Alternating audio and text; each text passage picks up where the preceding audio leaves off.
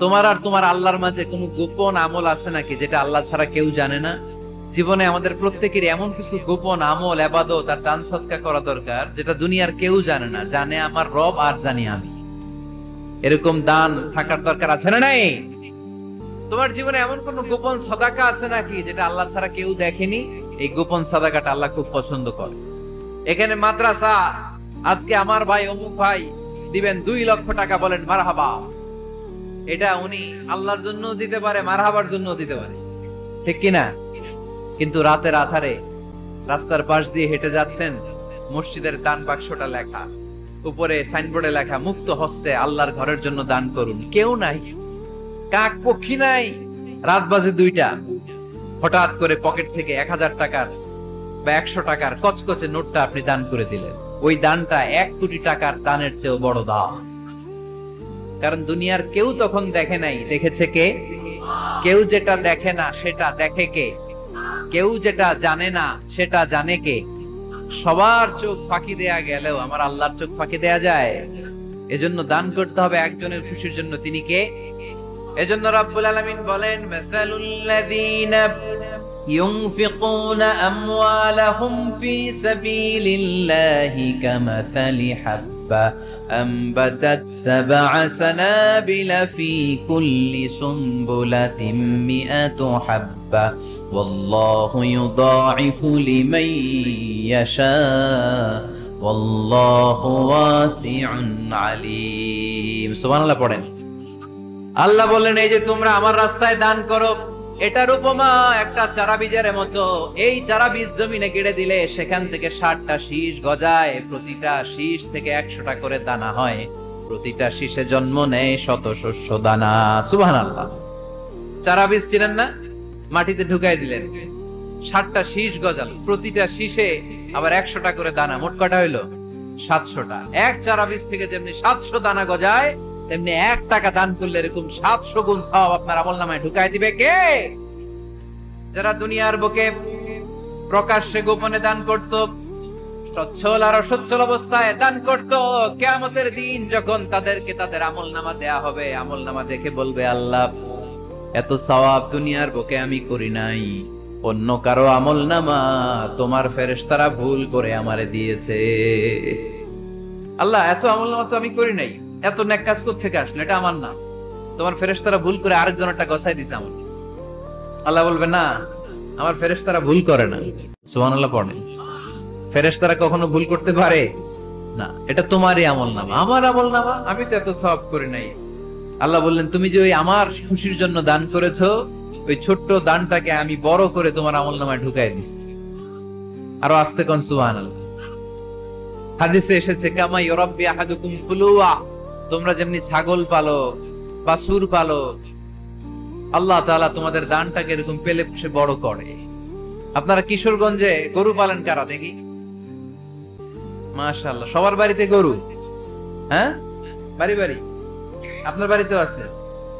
তো এই যে গাভী যখন বাচ্চা দেয়, বাছুর হয়, খুশি লাগে না আপনাদের? মালিক কি করে? এটারে খাওয়ায়, খাইয়ে দাইয়ে পেলে পুষে বড় করে না? কুরবানির হাটে বিক্রির জন্য। আল্লাহ বললে, তুমি যে ওই ছোট্ট দান করেছো, তোমার এই ছোট্ট দানটা আমিও এটারে খাইয়ে দাইয়ে পেলে পুষে বড় করে উহুদ পাহাড়ের সমান করে তোমার আমলনামায় ঢুকিয়ে দিয়েছি। এজন্য আল্লাহ বললেন, আল্লাযীনা ইউনফিকুনা ফিস সাররাই ওয়াদ দাররা, মুত্তাকিদের প্রথম গুণ সচ্ছল আর অসচ্ছল উভয় অবস্থায় আল্লাহর জন্য তারা দান করে। সুবহানাল্লাহ পড়েন। তাহলে মুত্তাকিদের প্রথম গুণ, তারা কি করে? জোরে বলেন, সবাই বলেন, আবার বলেন। আপনাদের কষ্ট হচ্ছে?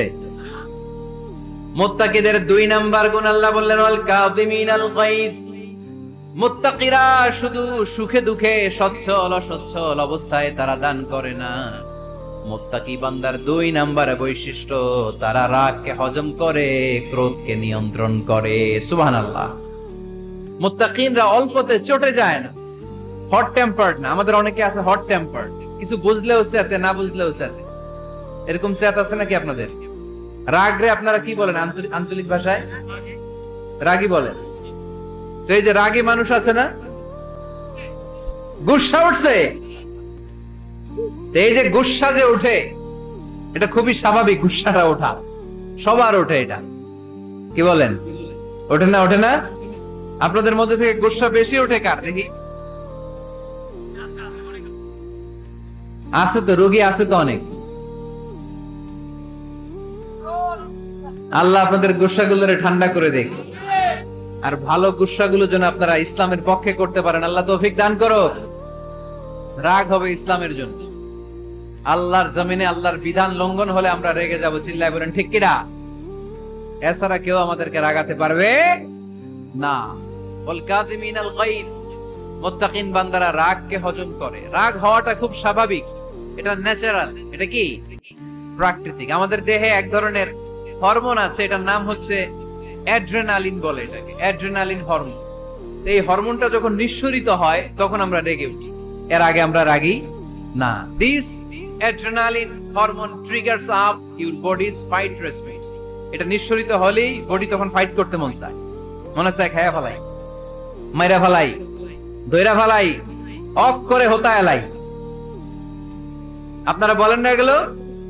মাইরা অ্যালবাম, কাইটটা অ্যালবাম, অক করে হোতা অ্যালবাম বলেন আপনারা? এগুলো কখন বলেন? যখন রেগে যান, যখন রেগে যান। কিন্তু মুত্তাকি হতে চাইলে যখন তখন রেগে যাওয়া যাবে। ওয়াল কাযিমিনাল গায়জ, যুবক ভাইরা খেয়াল করে শোনো, মুত্তাকি হতে চাইলে 2 নাম্বার যে বৈশিষ্ট্যটা আমাদেরকে ধারণ করতে হবে সেটা হচ্ছে ওয়াল কাযিমিনাল গায়জ, রাগকে নিয়ন্ত্রণ করতে জানতে হবে। রাগ এটা ভয়ঙ্কর। অনেকে রাগ করতে করতে যে স্ট্রোক করে ফেলে, আছে না? হার্ট অ্যাটাক করে ফেলে। অনেকে রাগের মাথায় মারাও যায়, আছে না নাই? এটা ভয়ঙ্কর। এর আছে অনেক শারীরিক, মানসিক অনেক প্রভাব, অনেক ক্ষতিকর প্রভাব আছে এই রাগের। রাগটা অনেকটা ঝড়ের মতো। কিসের মতো? ঝড় যেমনি একদিক থেকে এসে সব ভেঙে চুরে তছনছ করে লন্ড ভন্ড করে দিয়ে আরেক দিকে সাঁ করে চলে যায়, রাগও তেমন। একদিক দিয়ে আসে, সব শেষ করে দিয়ে আরেক দিকে চলে যায়, ঠিক কিনা? এর আগের মাথায় পৃথিবীতে কত খুন খারাপি ঘটেছে, ঠিক কিনা?